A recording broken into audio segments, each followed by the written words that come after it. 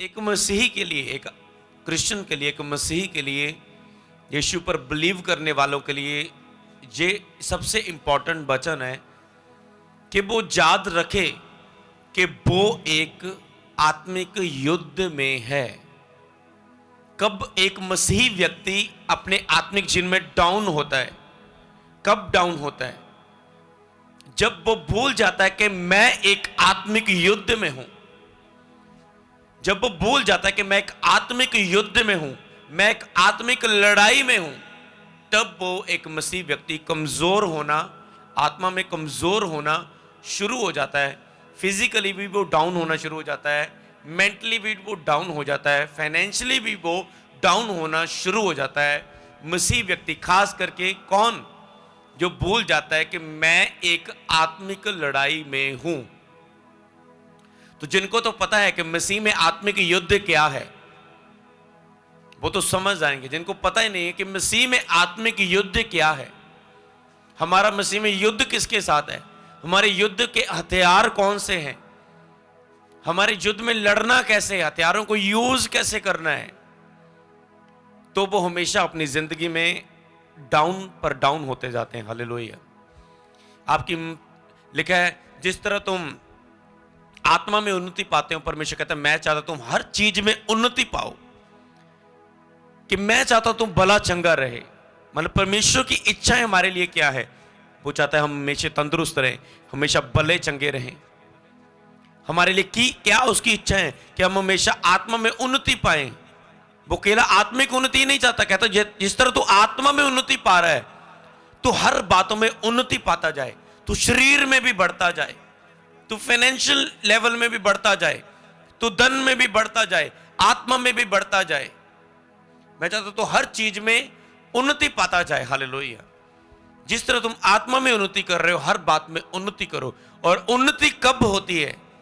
जब आप इस चीज को याद रखते हो, अपनी डायरी में लिख लो कि मैं एक आत्मिक युद्ध में हूं। जब मैं भूल गया कि मैं और लाइफ में जीना शुरू कर दिया, ये भूल कर कि मैं एक आत्मिक युद्ध में हूं, तो मेरे नीचे होने का टाइम शुरू हो जाएगा। जब तक मैं याद रखूंगा और इस लड़ाई को लड़ता रहूंगा कि मैं आत्मिक युद्ध में हूं, तो मैं मसीह जिंदगी में, आत्मिक जीवन में ऊंचा पर ऊंचा, ऊंचा पर ऊंचा होता जाऊंगा। अभिषेक में ऊंचा पर ऊंचा, सामर्थ पर ऊंचा होता जाऊंगा। जब मैं ये याद रखूं कि मैं एक आत्मिक लड़ाई में हूं, मैं एक आत्मिक युद्ध में हूं। हालेलुया। जब आप इस चीज को याद रखेंगे, हालेलुया, कि मैं एक आत्मिक युद्ध में हूं, मैं एक आत्मिक लड़ाई में हूं, तो आप ऊंचे पर ऊंचे होते जाएंगे, जीत पर जीतते जाते जाएंगे। हालेलुया। जो मैं आपको समझा रहा हूं, इसी चीज को अगर हम पुराने नियम में दाऊद के जीवन में देखें, दाऊद हर लड़ाई को लड़ता था। उस समय क्या शारीरिक लड़ाइयां होती थी? उस समय यहोवा कैसे जीत दिलाता था? शारीरिक हथियारों के द्वारा, तलवार के साथ, घोड़ों के साथ, रथों के साथ। प्रभु ने अपने दासों को बहुत बड़ी सेना के साथ ब्लेस किया होता था, घोड़ों के साथ, रथों के साथ, तलवारों के साथ, ताकतों के साथ। उन्हें वो एक शारीरिक युद्ध लड़ते थे दुश्मन से, पर भरोसा उनका हथियारों पर नहीं था, उनका भरोसा यहोवा पर था।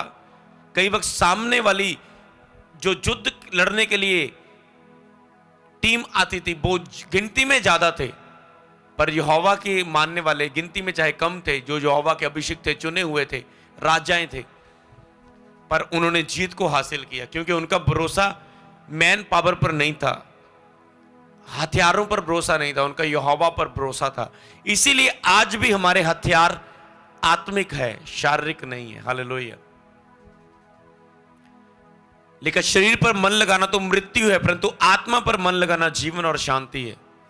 इस टॉपिक को हमेशा याद रखना कि जब हम भूल गए कि मैं एक आत्मिक लड़ाई में हूं, तो आप नीचे जाना शुरू हो जाएंगे। जितनी देर तक आप याद रखोगे कि मैं एक आत्मिक लड़ाई में हूं, उतना ही आप ऊंचा जाते जाएंगे। कारण ये होगा, उस लड़ाई को लड़ते जाना है, केवल याद नहीं रखना कि मैं एक लड़ाई में हूं। ये आज का टॉपिक है। हालेलुया। ये आज का क्या है टॉपिक? हालेलुया।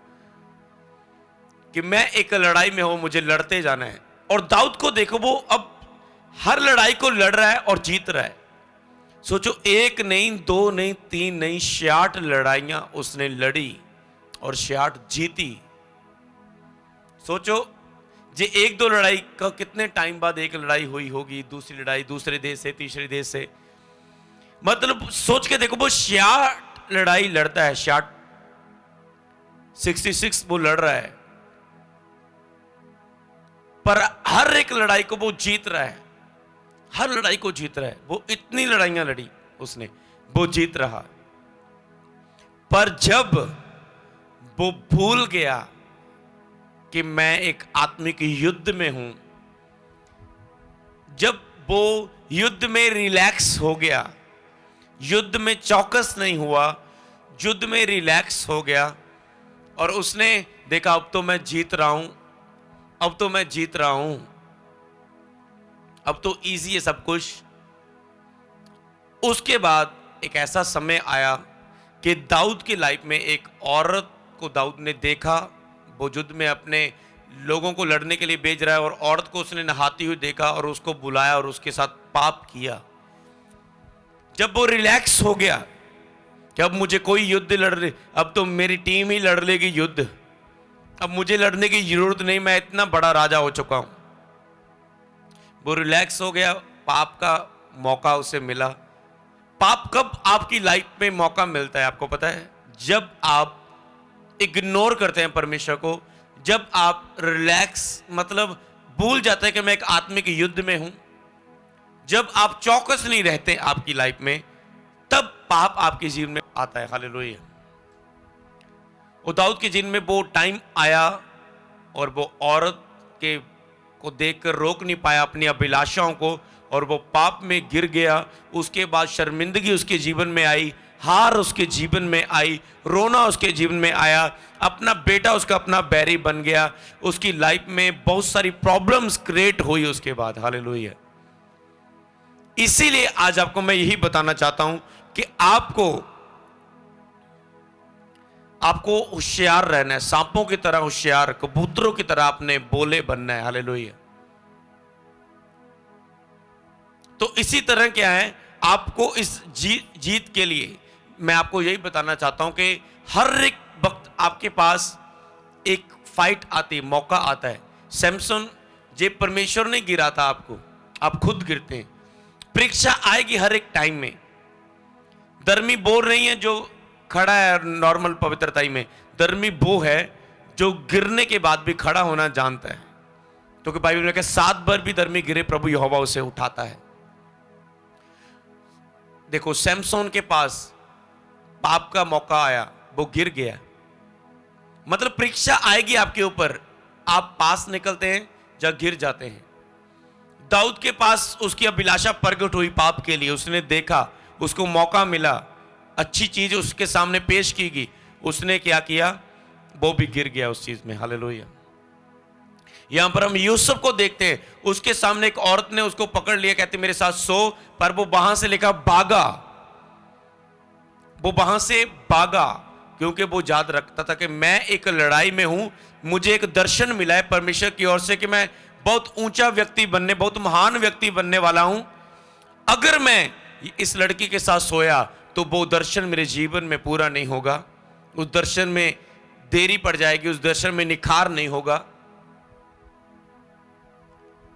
और इसलिए उसने वो गलती नहीं की, वो भागा। यही चीज है, आप याद रखें कि मैं एक आत्मिक लड़ाई में हूं जिसमें शैतान अभिलाषाओं से मेरे साथ लड़ेगा। वो मेरे सामने पाप लेकर आएगा, व्यभिचार लेकर आएगा, नशा लेकर आएगा, गुस्सा मुझे दिलाने की कोशिश करेगा, मेरे घर में क्लेश लेकर आएगा, परिस्थितियां लेकर आएगा, फाइनेंशियली मुझे डाउन करके मेरे साथ लड़ेगा। आपको याद रखना है कि मैं एक लड़ाई में हूं। अगर मैं जीता तो वो मुझे मुक्त देगा, लेकिन जिसका जैसा काम है उसे प्रतिफल दूंगा। अगर मैं हारा तो शर्मिंदगी मेरे जीवन का हिस्सा होगी। हालेलुया। यीशु मसीह के पास सामने भी शैतान ने रख दिया, देख ये सब धन दौलत ऐशो आराम मैं तुझे देता हूं क्योंकि मेरे पास है, मैं तुझे, तू मेरे सामने झुक जा। यीशु मसीह भी उस परीक्षा में खड़े रहे। तो यही आपने याद रखना है कि आप एक युद्ध में हो। फाइट में हो, आपने से बोलना नहीं कि मैं एक युद्ध में हूं। आपने अलर्ट रहना है, आपने चौकस रहना है, ताकि जो आप उस युद्ध में गिर ना जाएं। हालेलुया। तो इस युद्ध में आप आत्मा का कौन सा युद्ध है, किसके साथ युद्ध है, कौन युद्ध के हथियार है, कैसे उन हथियारों को इस्तेमाल करना है। आओ हम परमेश्वर के वचन की ओर चलें। हालेलुया। निकालेंगे हम परमेश्वर के वचन को इफिसियों की किताब, उसका 6 अध्याय, उसकी 10 आयत से लेकर 18 आयत तक आप उसे नोट करें।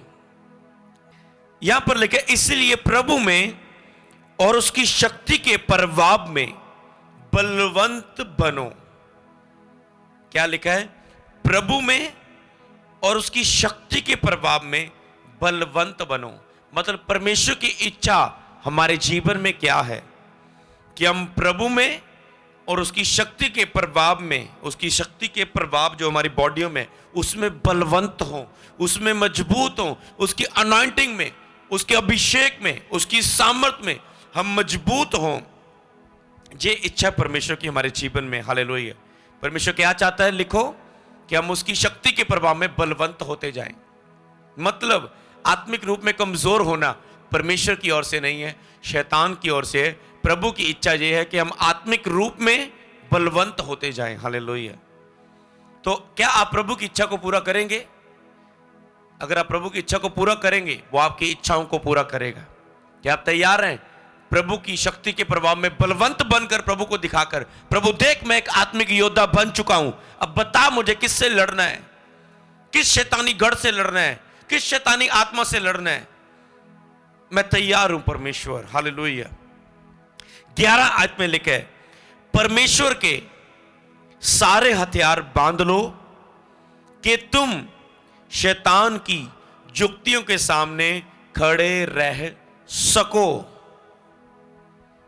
अगली बात आपने क्या करना है, इस युद्ध में आपने इसे नोट करना है और इससे पूरी जिंदगी, जब आपको भूल जाए कि मैं एक आत्मिक युद्ध में हूं, आपने इस वचन की सीरीज को पढ़ना है और मनन करना है, तो आप कभी भी गिरेंगे नहीं। आप आत्मा में कब कमजोर होते हैं, पाप में कब गिरते हैं?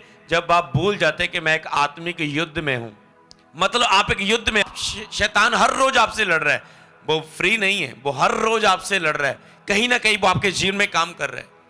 अगर आप शैतान को नहीं मारोगे प्रेयर के द्वारा, रोजों के द्वारा, बाइबल रीडिंग के द्वारा, वचनों की घोषणा करने के द्वारा, तो वो आपको मारता जाएगा, वो आपको मारता जाएगा, वो आपको मारता जाएगा। आप कमजोर हो जाएंगे और गिर जाएंगे, एक दिन लड़ नहीं पाएंगे शैतान के सामने। इसीलिए परमेश्वर चाहता है कि आप आत्मा में ऊंचे होते जाएं, ऊंचे और ऊंचे होते जाएं। हालेलुया। तो उसके लिए आपको क्या करना होगा? आत्मा में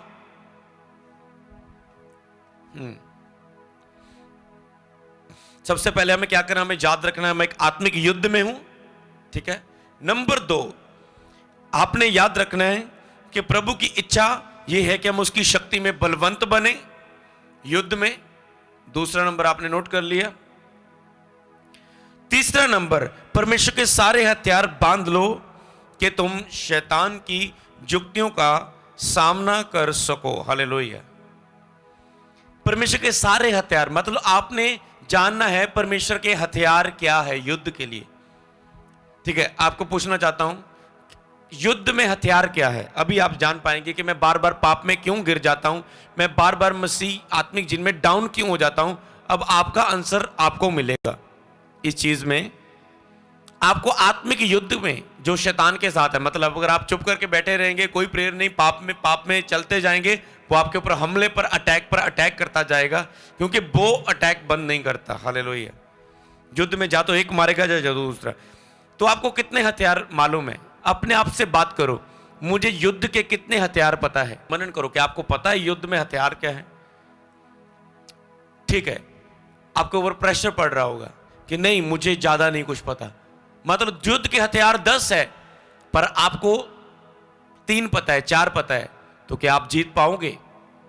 नहीं जीत पाओगे, क्योंकि शैतान पूरी बाइबल को जानता है, उसको पूरे हथियार के बारे में पता है, पर आपको नहीं पता, इसलिए आप हार जाओगे। हालेलुया। तो इसीलिए यहां पर लिखा परमेश्वर के सारे हथियार बांध लो कि तुम शैतान की जुक्तियों के सामने खड़े रह सको।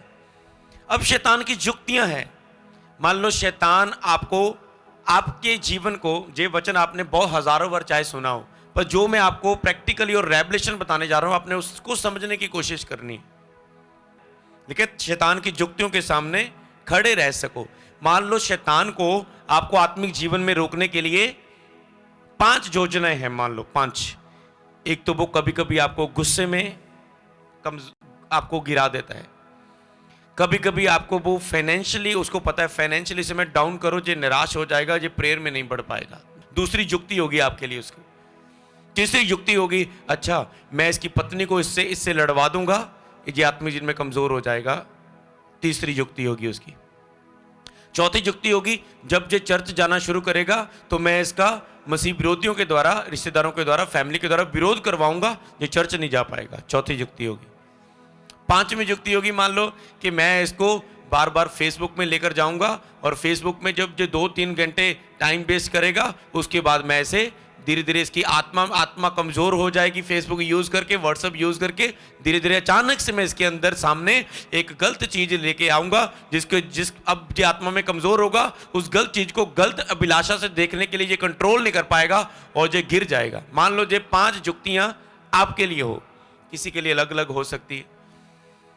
तो आपको लिखे सारे हथियार बांध लो। मतलब इन युक्तियों के लिए आपने देखना है, मेरे पास आत्मिक जीवन लड़ाई के लिए 10 हथियार है। इन 5 युक्तियों के लिए 10 में से मुझे इन 5 हथियारों का पता होना चाहिए। मुझे 5 हथियारों का पता होना चाहिए ताकि मैं इसके शैतान की युक्ति के सामने खड़ा रह सकूं। खड़ा रहकर, क्यों खड़ा रहना जरूरी है? ताकि जब गिर ना जाओ। एक बार गिर गए 2-3 महीने खराब, फिर वहीं लाइफ खड़ी रहेगी, कोई लाइफ का स्टैंड नहीं बनेगा, कोई उन्नति नहीं होगी, कोई पीस नहीं, कोई शांति नहीं। तो उसके बाद क्या है, गिर गए तो प्रेशर शुरू, हर चीज में अटैक शुरू। तो इसीलिए शैतान की 5 युक्ति हैं। मान लो शैतान की कौन सी युक्तियों की बात की, उसको पता है मैं इसकी पत्नी को इससे लड़वाऊंगा। पर आपके पास इसके लिए हथियार कौन सा है? आपके पास इसमें आप बहुत सारे हथियार है। आप इसमें संयम को यूज कर सकते हैं। आपको पत्नी ने कुछ बोला, आप उसे बिना निराश हुए सह सकते हैं। आपकी पत्नी ने कुछ बोला, आप उसे, आत्मा का फल एक हथियार है आपका। जिस तरह शरीर के काम है, इस तरह आत्मा के फल एक हथियार है। आप उसमें आनंद का हथियार बरत सकते हो कि मैंने अपने आनंद को खराब नहीं होने देना इस माहौल में। आपने दूसरा वो हथियार इसमें बदल लिया। तो मान लो अब शैतान आपको आपका विरोध कर रहा है, आप चर्च जा रहे हैं, ये हथियार, ये युक्ति आपके सामने लेकर आया कि मैं इसे चर्च नहीं जाने दूंगा। और अब आपके घर में कुछ परिस्थितियां क्रिएट की शैतान ने, और आपके पास दूसरा हथियार आया। अच्छा नहीं, शैतान की जो युक्ति है, मैं क्या हूं, शैतान को फायर प्रेयर के साथ डांटूंगा। तो आपने फायर प्रेयर का हथियार यूज किया, आपने फायर प्रेयर की, आपका विरोध हुआ, पर आपने देखा आज विरोध हुआ, पर अगली बार मैं रोकने नहीं दूंगा, अगली बार फुल राइट प्रेयर करूंगा, सुबह शैतान को रोकने नहीं दूंगा, मैं शैतान की युक्तियों को सफल नहीं होने दूंगा। मान लो अब शैतान ने आपको व्यभिचार में गिराने की कोशिश की, अब आपने पवित्रता का, आपने वचन के ऊपर मनन किया हुआ है, वो हथियार को आपने यूज किया, पवित्रता के रेवलेशन को, आप वहां से नहीं गिर पाए।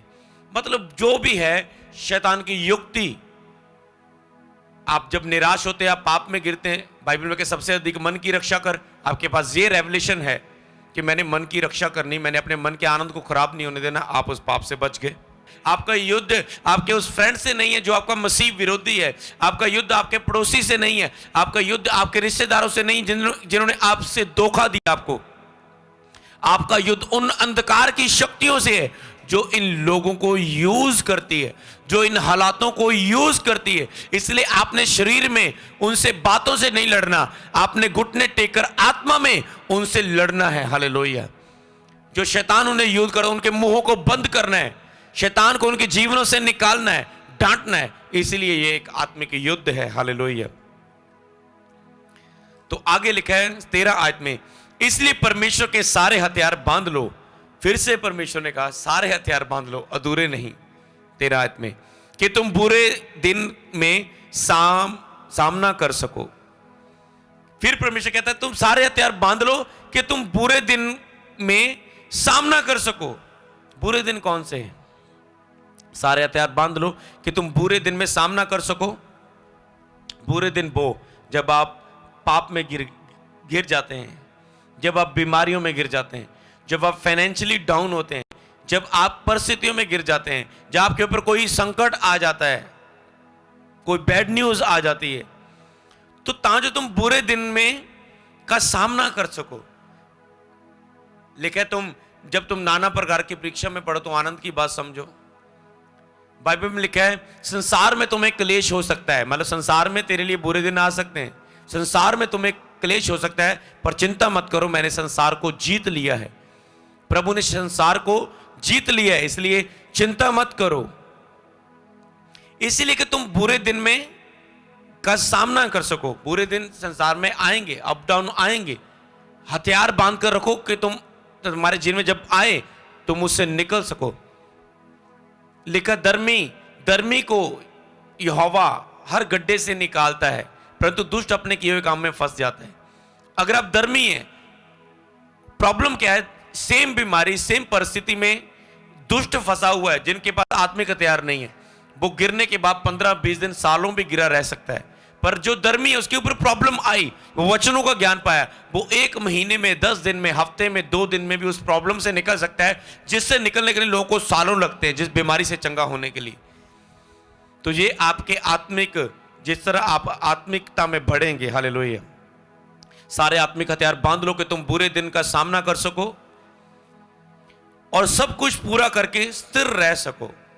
सब कुछ पूरा करके मतलब मसीह की पूरी ढील डोल में, ऊंचाई में, गहराई में, लंबाई में, चौड़ाई में, ऊंचाई में, निचाई में, सब मसीह में पूरी तरह से मजबूत हो सके, स्थिर हो सको, खड़े हो सको, मजबूत हो सको। हालेलुया।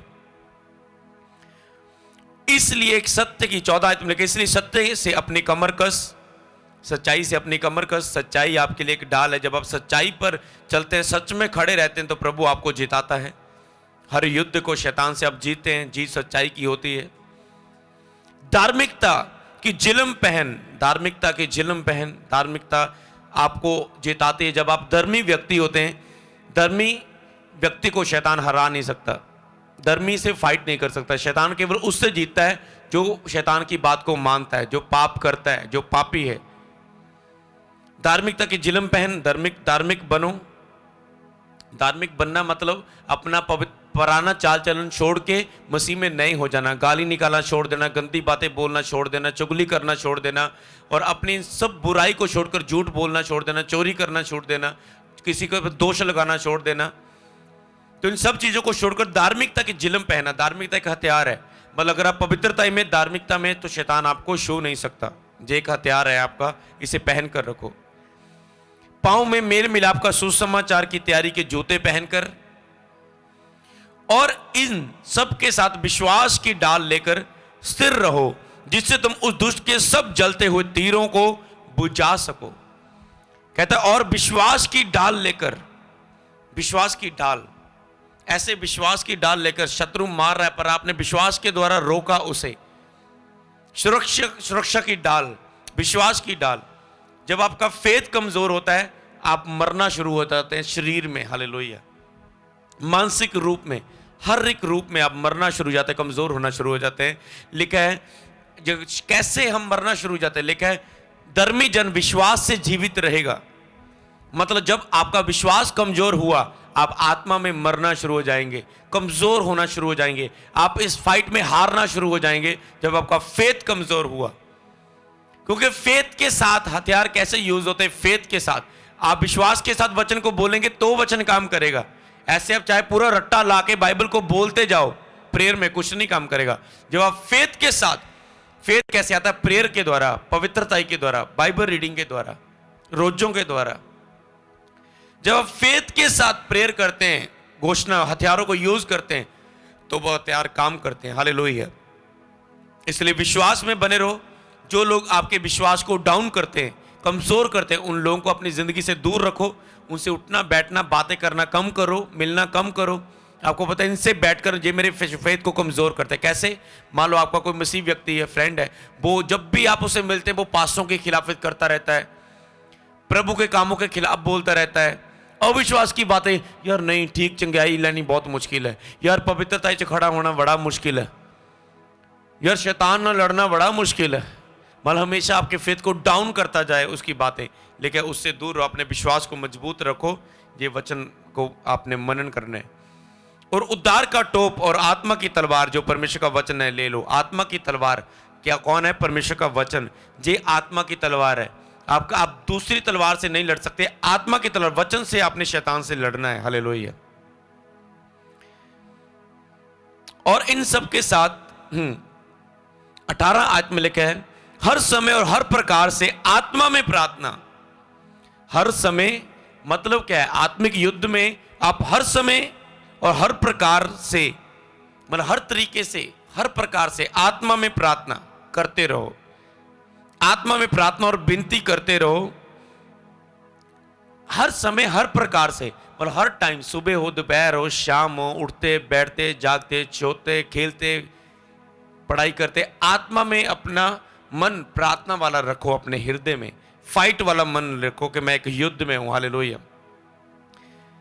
आत्मा में प्रार्थना करते हर प्रकार से, जैसे कैसे करो? चल हर प्रकार से प्रार्थना, आत्मा में प्रार्थना हर प्रकार से प्रार्थना करो। हर प्रकार से उठकर प्रार्थना करो, चलकर प्रार्थना करो, लेटकर प्रार्थना करो, घुटने टेक कर प्रार्थना करो, बैठकर प्रार्थना करो, कैसे भी फैमिली के साथ प्रार्थना करो, टीम के साथ प्रार्थना करो। हर प्रकार में आत्मा में प्रार्थना और विनती करते रहो।